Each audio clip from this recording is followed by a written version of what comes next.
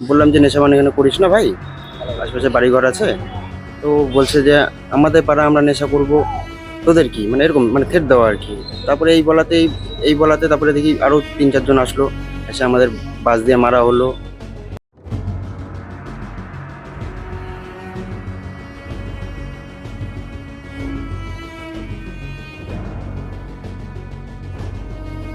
নেশা করতে বাধা পেয়ে দুই মহিলা সহ 4 জনকে মারধরের ঘটনায় চাঞ্চল্য ছড়ালো শিলিগুড়িতে।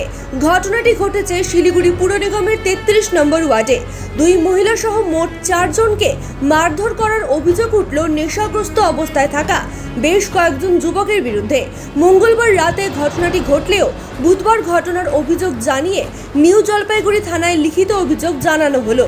জানা গিয়েছে রঞ্জিত সাহা নামে এক ব্যক্তি তার এক আত্মীয়ের বাড়িতে এসেছিলেন। সেই সময় রাস্তায় নেশা করছিল বেশ কয়েকজন যুবক। সেই সময় ওই ব্যক্তি সহ বাড়ির কয়েকজন মিলে বাড়ির সামনে নেশা করতে বাধা দিলে উভয় পক্ষ বচসায় জড়িয়ে পড়ে। পরবর্তীতে মারধর করা হয় বলে অভিযোগ ওঠে। দুই মহিলা তাতে বাধা দিতে গেলে তাদেরও মারধর করা হয় বলে অভিযোগ। ঘটনায় অভিযোগ দায়ের হতেই ঘটনার তদন্ত শুরু করেছে পুলিশ।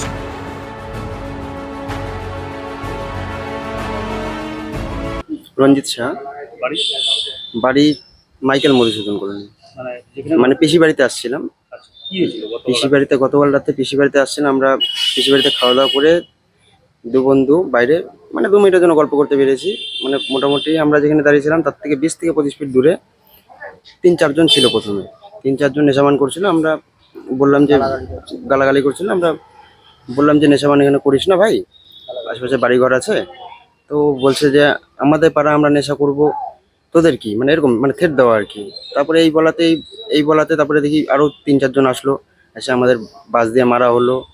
বন্ধুকেও গলা চিপে ধরা হলো। বন্ধু সোনার চেন ছিল গলাতে, ওটা মানে নিখোঁজ আর কি। মানে কতজন ছিল প্রায়? প্রথমে তো 3-4 জন ছিল, তারপরে আরো 2-3 জন অ্যাড হলো। মানে 7 থেকে 10 জনই ধরেন। কোন ধরনের নেশাপানি করে? আর কি করে বলবো স্যার, এখন নেশা বলতে সব রকমই বলতে পারেন। এখন কি চাইছেন? আমরা বিচার চাচ্ছি আর কি। আমরা থানায় আসছিলাম, থানায় একটা ডায়েরি দেওয়া হলো। কতজনকে এরকম মারধর করেছে? আমাকে মারছে, ওনাকে মারছে, পিসিকে মারছে। ওনার আমার বউকে মানে পিসি ঠেকাতে আসছে, পিসিকে বাস দিয়ে মেরে হাত ফ্র্যাকচার হয়েছে। মহিলাগুলো ছিল। হ্যাঁ, থানায় এফআইআর করা আছে।